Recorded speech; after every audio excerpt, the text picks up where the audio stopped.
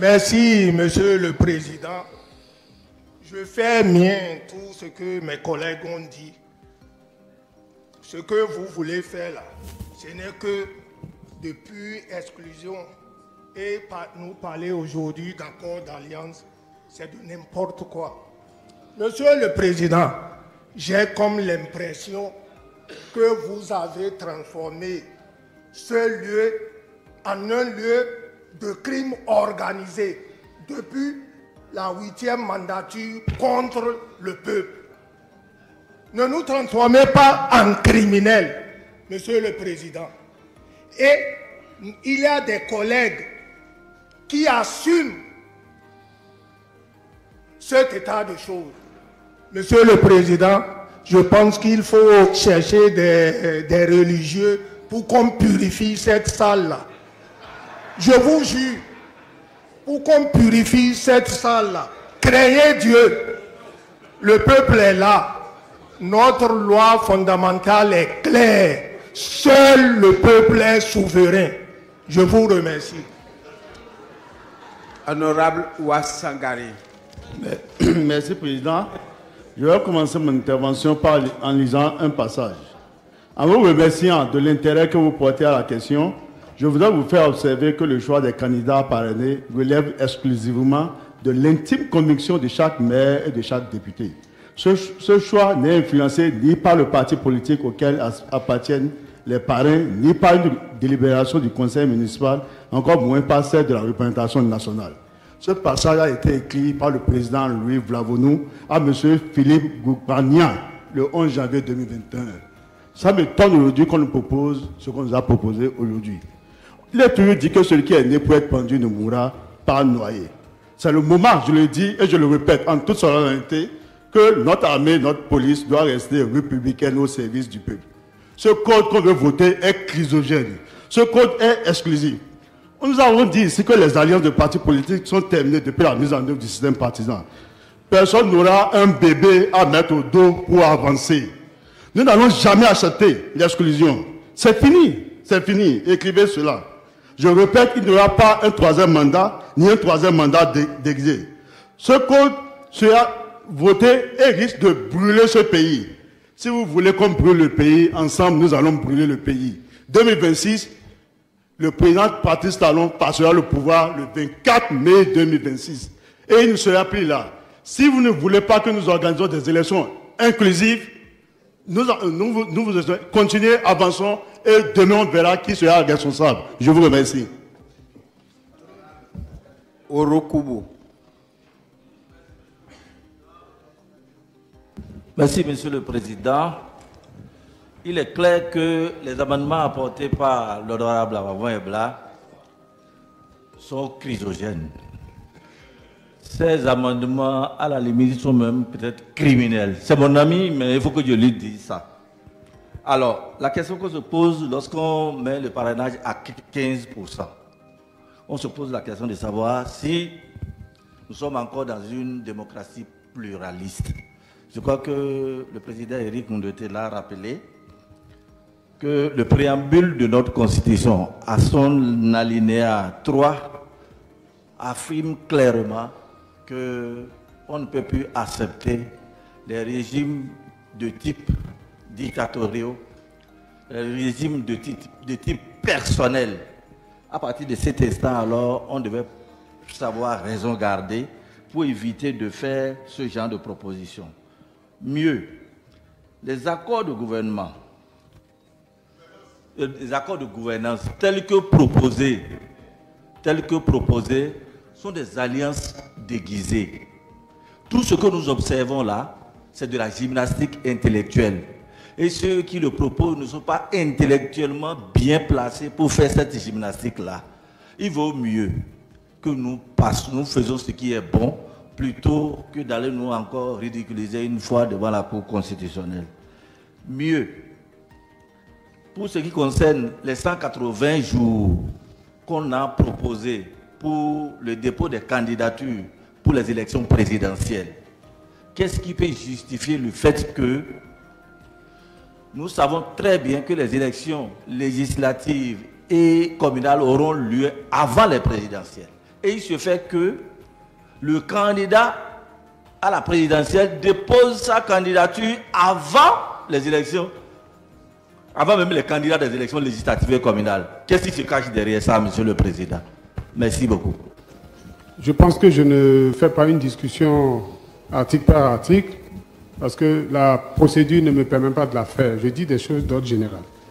Premièrement, les chefs de village et les conseillers locaux doivent pouvoir lire à travers ces propositions le sort que les personnes qui ont fait ces propositions-là leur réservent et doivent pouvoir détirer les conséquences politiques que cela appelle. Deuxièmement, Monsieur le Président, j'ai le sentiment qu'il y a des gens qui sont mal à l'aise quand on est en situation de paix. Il faut troubler la paix. Ces propositions qui sont faites sont des propositions de pyromanes. Je pèse bien mes mots, de pyromanes. C'est une escroquerie politique pure que d'avoir fait des propositions tendant à dire on va faire alliance gouvernementale avant d'aller aux élections. Ça veut dire quoi ça? C'est une escroquerie pure. Et je souhaite que cela soit retenu. Et je rappelle, tout à l'heure, je vous ai lu l'article 3 de notre Constitution et je vous ai lu le préambule.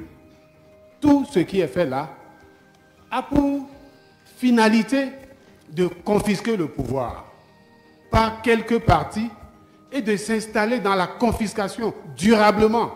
Ce n'est pas acceptable. Ce n'est pas ça que le pays nous demande. Et moi, j'ai honte d'être dans un parlement où ça se fait. La modification, comment on appelle, le vote d'un code électoral nuitamment fait dans la clandestinité, je ne m'associerai pas à cela. Je vous remercie, Monsieur le Président. Je ne voterai pas, c'est clair. Donc vous allez voter dans la clandestinité et nuitamment. Je vous remercie, Monsieur le Président. Honorable Sabi. Merci, Monsieur le Président. Silence, silence, silence. Merci, Monsieur le Président. J'ai quelques points. La désignation des chefs de village et quartiers de ville, tel que proposé, je me demande si c'est conforme au test de la décentralisation. Je me demande si c'est conforme au test de la décentralisation qui voudrait qu'il y ait des conseils de village. Lui seul a la parole, laissez-le parler. La deuxième chose, le chef de village, moi je pense qu'on voudrait ériger des chefs de village omnipotents. Si vous voyez comment ça se passe dans les chefs de village, et si c'est le chef de village seul, sans conseiller de village, moi je pense qu'on voudrait créer des problèmes au niveau des villages. La troisième et dernière chose, moi je voudrais savoir qu'est-ce qui urge pour l'entrée en vigueur. Pourquoi l'entrée en vigueur de cette loi ne peut pas attendre à partir des élections de 2026. Je crois que le premier intervenant était venu là-dessus. Pourquoi nous ne pouvons pas attendre, mettre les cartes politiques à plat à partir de 2026 pour qu'on puisse dire la loi prend effet. Merci, Monsieur le Président. Voilà les points sur lesquels je voudrais insister. Honorable Orutama.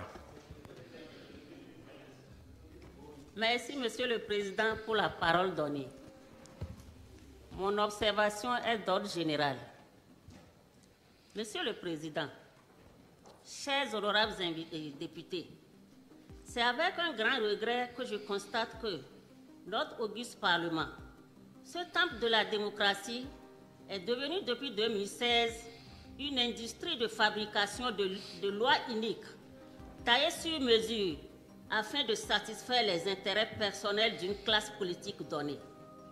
Sinon, comment comprendre que, malgré les dispositions constitutionnelles qui prônent l'égalité entre les partis politiques et les citoyens, le pouvoir en place et sa majorité parlementaire ont délibérément choisi de manipuler les textes à leur profit aux dépens du peuple. Monsieur le Président, ces textes manipulés avec munitie pour écarter l'opposition aux prochaines élections générales de 2026 ne sont pas de nature à garantir les élections inclusives et transparentes, tributaires d'une cohésion nationale. Monsieur le Président, chers collègues députés, nous devons avoir à l'esprit que le Bénin n'est pas créé en 2016, que notre pays, le Bénin, a une histoire politique qui doit suivre son cours normal et que nul ne saurait arrêter. De ce point de vue, j'invite tous les parlementaires, tous bords confondus, à une prise de conscience collective afin de se départir du joug d'une seule personne et à voter contre cette proposition de loi afin d'éviter des tensions inutiles à notre peuple déjà affaibli et meurtri par des affres de la rage et de la ruse. Je vous remercie. Merci. Honorable Moukouré. Merci, Monsieur le Président. Je ne suis pas surpris de la proposition de loi de l'honorable Augustin. Je voulais lui rappeler que la vie est une roue qui tourne. Seul Dieu est fort. La vie est éphémère. Chacun rendra compte de comment il a géré le pouvoir devant Dieu. Je vous remercie, Monsieur le Président. Honorable Hunga. Merci beaucoup, Monsieur le Président. Monsieur le Président, je voudrais appeler le chef de l'État au secours pour lui dire que nous qui l'avons aidé à respecter sa parole, que nous subissons déjà les représailles. Qu'il n'a qu'à venir à notre secours. Monsieur le Président, si le chef de l'État ne le fait pas, il donnera raison à ceux qui le soupçonnent qu'il refuse violemment ce qu'il désire ardemment. Monsieur le Président, je voudrais revenir sur l'article 201.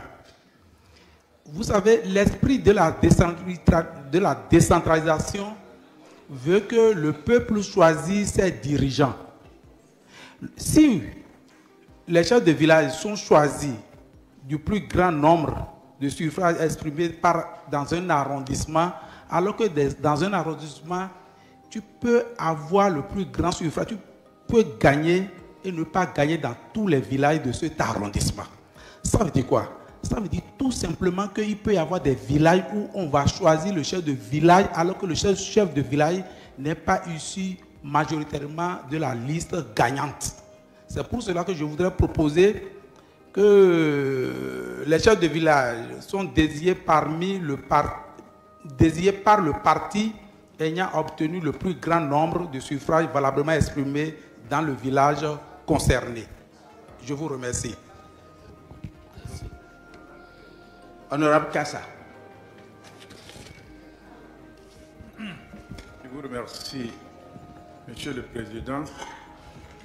Monsieur le Président, c'est vrai qu'on est plus dans le débat général, mais j'ai noté votre clémence, certainement motivée par le fait que les nouveaux amendements n'ont pas été objet du débat général. Mais c'est important en tant que représentant du peuple que nous participions à enlever la peur que j'ai entendu semer dans l'esprit de nos parents, dans l'esprit de tous les Béninois. Il faut enlever vraiment la peur pour reconnaître que tous les amendements qui ont été faits par le collègue Amambebla visent strictement à renforcer le système partisan, à rendre les partis, à nous discipliner nous-mêmes en tant que militants, en tant qu'élus. Qui est fier de voir ces élus se promener d'un parti à un autre? Qui est fier? Ce n'est pas pour ça que le peuple nous élit. Monsieur le Président, je prends l'article 132, l'amendement qui est fait par rapport au parrainage. Le nouveau mode, c'est que aucun député ou aucun maire ne va refuser de parrainer un candidat de son parti pour aller parrainer un candidat d'un autre parti. Est-ce que ce n'est pas sain? Est-ce que ce n'est pas correct? Ce qui se passe là, on a entendu quand on a introduit la modification de la Constitution. Les gens ont dit, vous voulez prendre les députés de LD. Évidemment, sans une contribution de LD, on ne pourrait pas réviser et on n'a pas pu. Mais quand on ne les a pas pris, on est tombé. Maintenant, on met la sécurité pour qu'il n'y ait aucun doute de ce qu'on veut prendre un député de LD. Ça va. Et ça se plaint. Monsieur le Président, je voulais franchement que nous soyons conséquents. Ne faisons pas faire peur à ce peuple. J'ai deux petits amendements que j'ai déjà rédigés et envoyés au collègue Oden pour...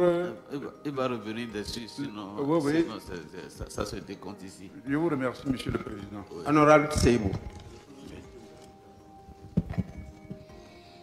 Merci, Monsieur le Président. Je crois que la nuit, on dirait que la nuit fait peur maintenant. Dans ce Parlement, moi j'ai été tout le temps, des grands événements, des budgets ont été votés, souvent tard la nuit. Et la pratique d'arrêt des horloges, c'est des pratiques parlementaires. Oui, Monsieur le Président. Ah bon. Mais on a rejeté ma proposition nuitamment. Non, c'est pour dire qu'il ne faut pas que la nuit nuitamment devienne un mot qui semble pour le peuple qu'on commet un crime. Moi, je voudrais simplement dire, Monsieur le Président, à cause de la population qui nous suit, que nous n'avons commis aucun crime contre la Constitution si nous arrivons à faire passer ces amendements. Il suffit de voir l'article 44 de la Constitution qui nous renvoie dans son dernier tiret, qui dit, donc, n'est dûment, c'est-à-dire le candidat, on peut être candidat si on est dûment parrainé par des élus dans les conditions et suivant les modalités fixées par la loi. Qu'est-ce que nous sommes en train d'étudier là? C'est la loi, c'est elle qui va fixer les conditions. Donc nous n'avons pas peur de ce qu'aller à la Cour constitutionnelle va faire. Il faut que les populations le sachent que nous ne sommes pas en train de faire un acte contraire à la Constitution. C'est quelque chose bien réfléchi. Monsieur le Président, bon ben, je vais arrêter là parce qu'aujourd'hui, le temps est contre moi. Merci. L'honorable Degla. Merci, Président. Si nous sommes d'accord qu'il a été nécessaire à un moment donné de commencer l'assainissement du paysage politique de notre pays, si nous sommes d'accord que désormais nos partis politiques ne doivent plus être, doivent être des partis d'envergure nationale et non des partis de village, de campagne, si nous sommes d'accord que le texte que nous allons voter tout à l'heure nous concerne tous pour les élections à venir, alors de quoi et pourquoi devrions-nous avoir peur? Pourquoi devrions-nous avoir peur lorsque chaque parti, chaque groupe représenté dans cet hémicycle a toujours dit qu'il était suffisamment fort pour revenir, peut-être sans les autres? Mais c'est l'occasion quand même, lorsque on veut atteindre un objectif, qu'on se le fixe, et cette loi nous aide tous, que ce qu'on soit BR, UPR ou démocrate, cette loi va constituer l'élément déclencheur qui va nous permettre que à l'échéance de 2026, aux échéances de 2026, on puisse avoir le baromètre assez clair. Alors pourquoi est-ce que nous allons déjà commencer par interpeller nos populations, nos paisibles populations? Je vous en prie, le peuple, il est unique, c'est le peuple béninois et cessons de lui faire peur. Je vous en prie, chers collègues. Merci beaucoup, Président. Honorable Aïe. Merci beaucoup, Monsieur le Président de l'Assemblée nationale. C'est curieux, c'est tout à fait curieux que l'honorable Degla finisse son intervention sur la question de la peur au peuple. C'est vrai que nous entendons ici la peur. Les populations ont peur. Nous voyons aussi dans les interventions et les comportements, nous voyons transparaître la peur. Je voudrais, Monsieur le Président de l'Assemblée nationale, prendre la présente plénière à témoin d'une violence psychologique, d'une violence verbale dont j'ai été objet de la part du collègue Sariki Raouf pendant la suspension. Il est important que la séance plénière en soit informée, puisque pour le moment, dit-on que c'est la mouvance qui cherche à faire peur au peuple. Mais en attendant, c'est aux députés, qui plus est une femme, qu'on menace, à qui on fait peur à l'intérieur même de l'hémicycle. C'est là l'objet de mon intervention. Merci, Monsieur le Président de l'Assemblée nationale.